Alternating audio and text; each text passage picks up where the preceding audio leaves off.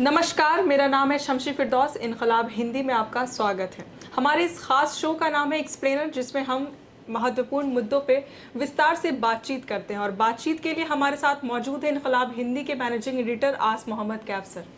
Sir कैसे हैं आप? मैं ठीक हूँ शमशी, आप ठीक हैं? जी सर, बढ़िया। जी। सर, राहुल गांधी आजकल बहुत सुर्खियों में बने हुए हैं एसआर को लेकर। मेरा आपसे पहला सवाल है कि राहुल गांधी ने एसआर को लेकर जो बात करी है इलेक्शन कमीशन पर, जो आरोप उन्होंने लगाए हैं, तो जमीनी स्तर पर इन आरोप में कोई दम दिखता है या महज ये सिर्फ एक राजनीतिक आरोप है?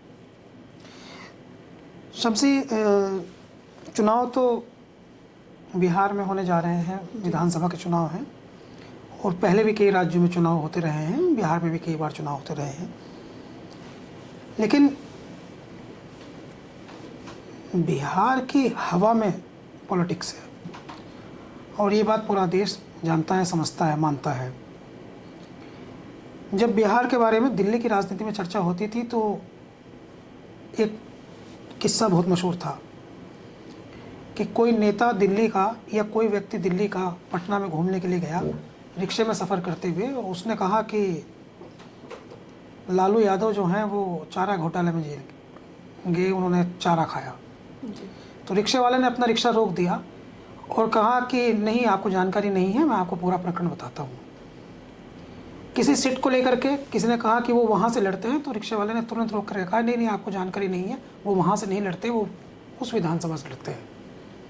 तो बिहार को लेकर के ये बातचीत हमेशा से रहती है कि बिहार जो है वो राजनीति की जननी है, भूमि है, और पॉलिटिकली बिहार के लोग बहुत ब्रॉड माइंड रखते हैं।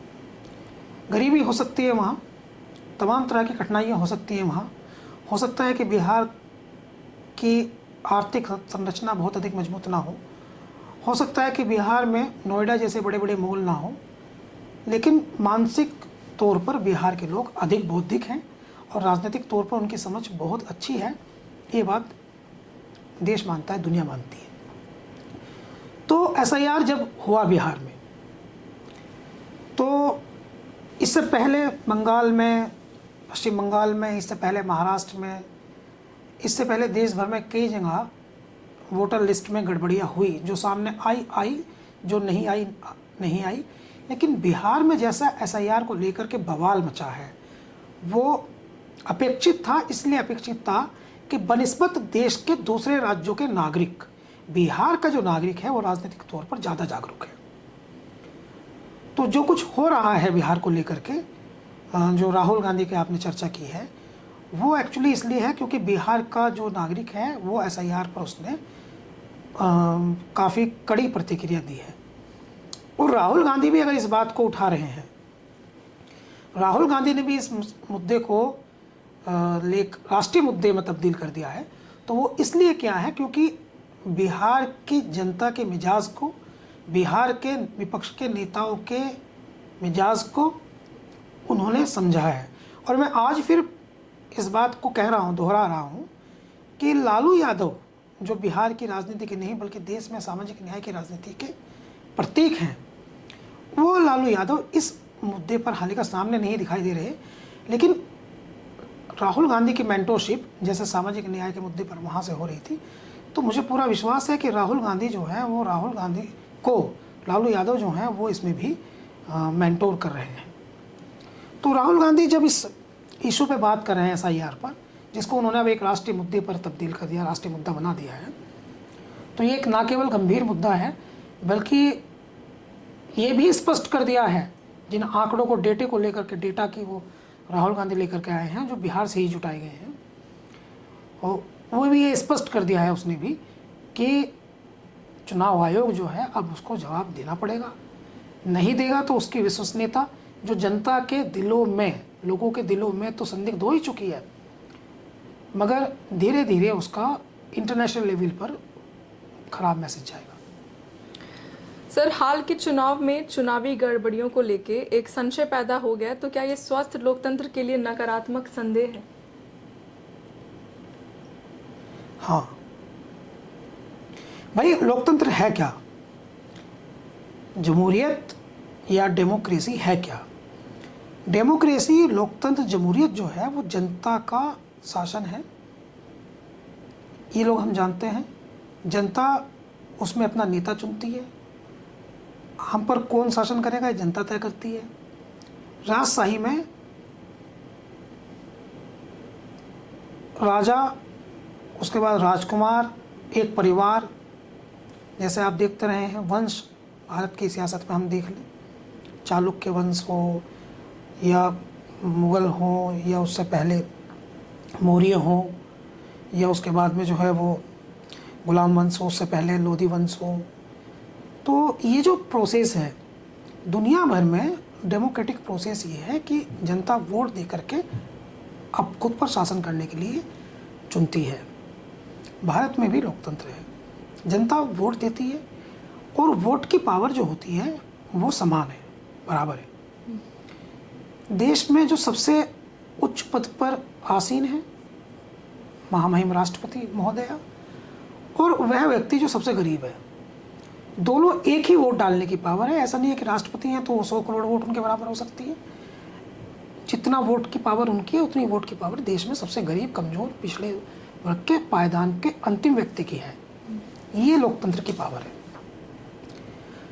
गरीब का वोट कोई और डाल दे, कमजोर का वोट कोई और डाल दे, ये सुनिश्चित करना इलेक्शन कमीशन का काम है कि देश का हर व्यक्ति वोट डाले, अपनी राय दे, अपना मत दे। उसका वोट कोई और डाल दे, बूथ कैप्चरिंग कर ले। जैसे उस समय हमने देखा है कि मजबूत लोग लाठी के दम पर वो वोट डाल देते थे, बूथ कब्जा कर लेते थे, ठप्पे मार देते थे। ये सुनिश्चित करना, लेकिन अब जो है वो इतना फोर्स लग जाता है, तो ये सुनिश्चित करना चुनाव आयोग का काम है कि हर वोटर अपना वोट डाले, बराबरी के साथ डाले।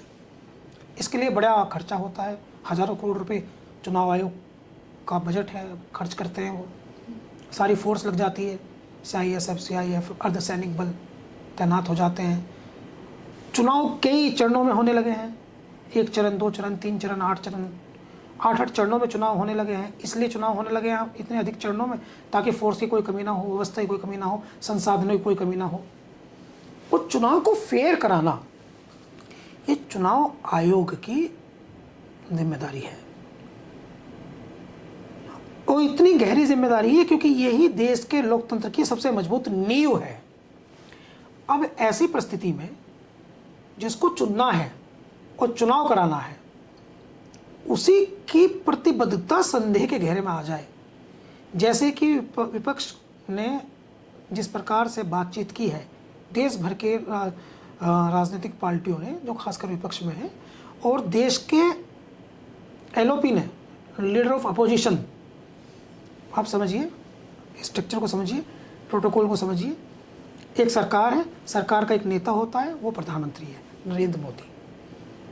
अब उसका विपक्ष है, और विपक्ष का जो नेता है, विपक्ष का नेता जो संवैधानिक पद है, वो सबसे महत्वपूर्ण पद है विपक्ष का।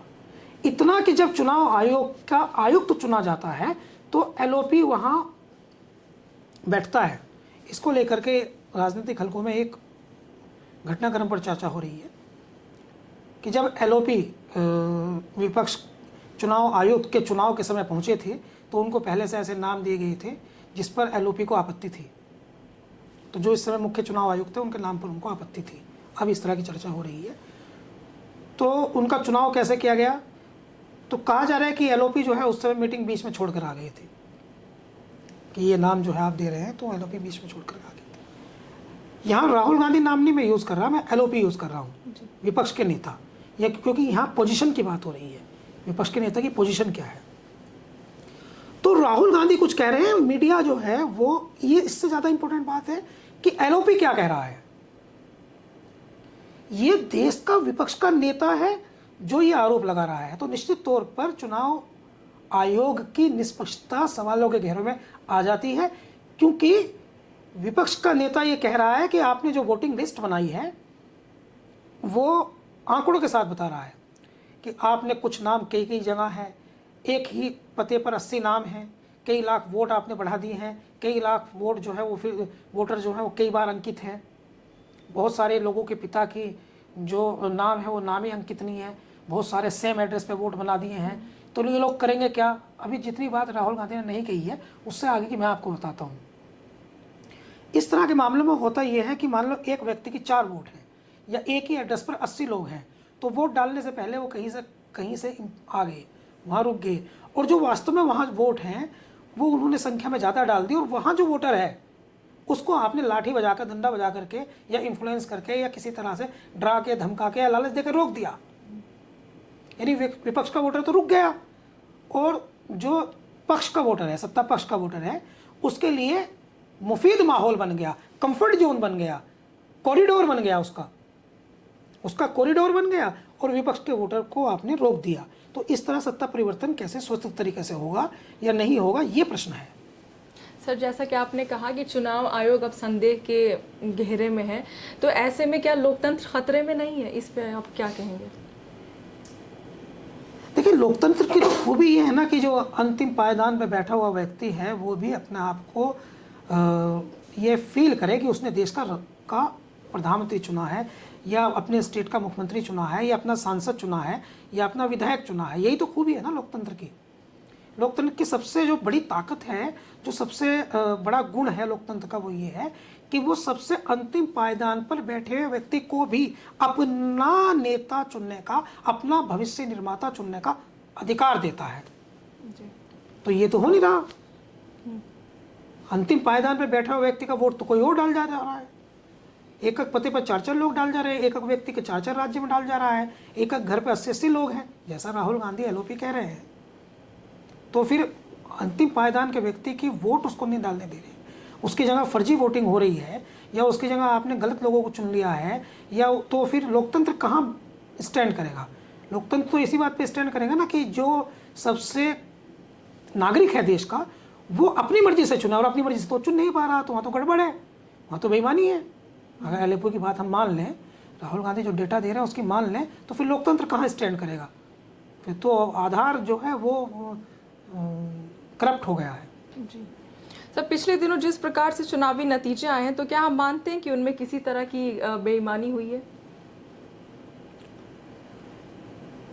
अभी महाराष्ट्र में राहुल गांधी बता रहे हैं, उन्होंने एक डेटा दिया, महाराष्ट्र का भी एक बताया डेटा उन्होंने, कि महाराष्ट्र में जो है वो इतनी वोट बढ़ाई गई थी लाखों की तादाद में शुरुआत में।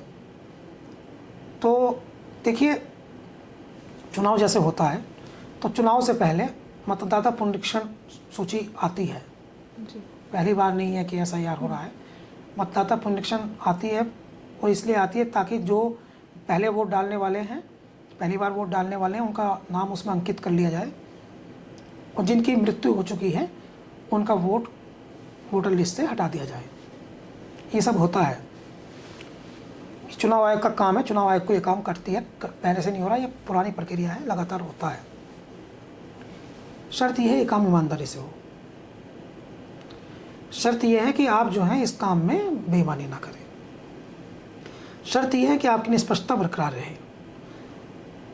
लेकिन पूर्व के राज्यों में जहाँ जहाँ भारतीय जनता पार्टी की सरकार है, वहाँ वहाँ बीएलओ जो बूथ लेवल ऑफिसर होता है, वहाँ से लेकर के उनसे थोड़े बड़े अधिकारी जो वोटिंग में हस्तक्षेप कर सकते हैं, वोटिंग वाले डे हस्तक्षेप कर सकते हैं, वोटिंग लिस्ट बनाए जाने में हस्तक्षेप कर सकते हैं, उन पर तमाम तरह के आरोप लगते हैं। क्योंकि पिछले कुछ दिनों से हमने देखा है कि सरकारें जो हैं वो सिस्टम का गलत प्रयोग कर रही हैं।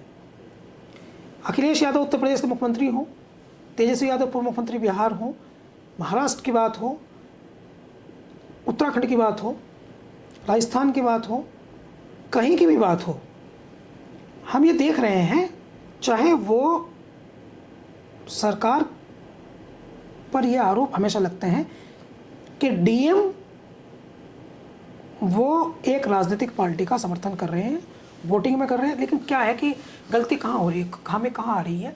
खामी ये आ रही है कि जब वोटिंग हो जाती है उसके बाद ये आरोप लगते हैं कि इसको गलत चुनाव जिता दिया। जैसे उत्तर प्रदेश में चर्चा हो रही है, फर्रुखाबाद के बारे में बात हो रही है, बांसगांव के बारे में बात हो रही है, अलीगढ़ के बारे में बात हो रही है, मेरठ लोकसभा, 4 लोकसभाओं के बारे में बात हो रही है। इस तरह अलग अलग राज्यों में अलग अलग लोकसभा की बात हो रही है, विधानसभाओं की बात हो रही है। डाटा दिया है राहुल गांधी ने। तो वहाँ क्या है कि जब चुनाव हो जाता है तो वो बेईमानी तो दिखती है विपक्ष की राजनीतिक पार्टियों के लोगों को, उस पर वो बोलते हैं। लेकिन ये चुनाव पूर्व की सेटिंग है जो राहुल गांधी कह रहे हैं। चुनाव से पहले क्या हो रहा है वोटिंग में। तो दूसरे राज्यों में भी, जैसे उत्तर प्रदेश में हमने बाई इलेक्शन में देखा था, बहुत सारे इशू सामने आए थे कि वोट ही नहीं डालने दी गई, प्रशासन ने खुद ही वोट डाल दी, इस तरह के आरोप थे समाजवादी पार्टी के नेताओं के। तो ये समस्याएं तो हैं। सर मेरा आपसे अगला सवाल है, ग्राउंड लेवल पे चुनाव होता कैसे और बेईमानियां किन किन तरह से की जाती हैं? देखिए, ग्राउंड लेवल पे आपको एक बूथ से समझिए, हमने सिंबॉलिकली हम एक बूथ की बात करते हैं। तो मान लीजिए एक बूथ है, तो उस बूथ पर जब वोटिंग डे होता है तो वोटिंग डे से पहले पोलिंग पार्टी वहाँ पहुँच जाती है। तो जब वोटिंग डे होता है तो उस दिन फोर्स लगती है, वोट पड़ती है। तो पहला तो ये है कि अगर कोई राजनीतिक पार्टी को फ़ायदा पहुंचाना चाहते हैं तो पहला काम तो वो है जो राहुल गांधी कह रहे हैं, वोटिंग लिस्ट में गड़बड़ हो गई। दूसरा ये है कि वोटिंग वाले दिन जिन जगह पर एक पार्टी का वोट ज़्यादा है, एक पार्टी का कम है, तो जो सत्ता पक्ष की पार्टी है, जो जिस पार्टी का वोट ज़्यादा है यानी अपोजिशन का वोट ज़्यादा है, तो वहाँ वो अधिक सख्ती करती है, मतदान धीमे करती है। आप देखते होंगे टीवी पे खबरें आती है कि ईवीएम खराब पाई गई है, ईवीएम खराब है, वहाँ वोटिंग नहीं हो रही है, वहाँ वोटिंग परसेंट कम है, ये करती है। कुछ जगह लाठी बच जाती है कोई ना कोई बहाना बना करके। तो अधिक मतदान जहाँ हो सकता है अपोजिशन का, वहाँ मतदान को धीमा कर करके उनको रोकने की कोशिश की जाती है।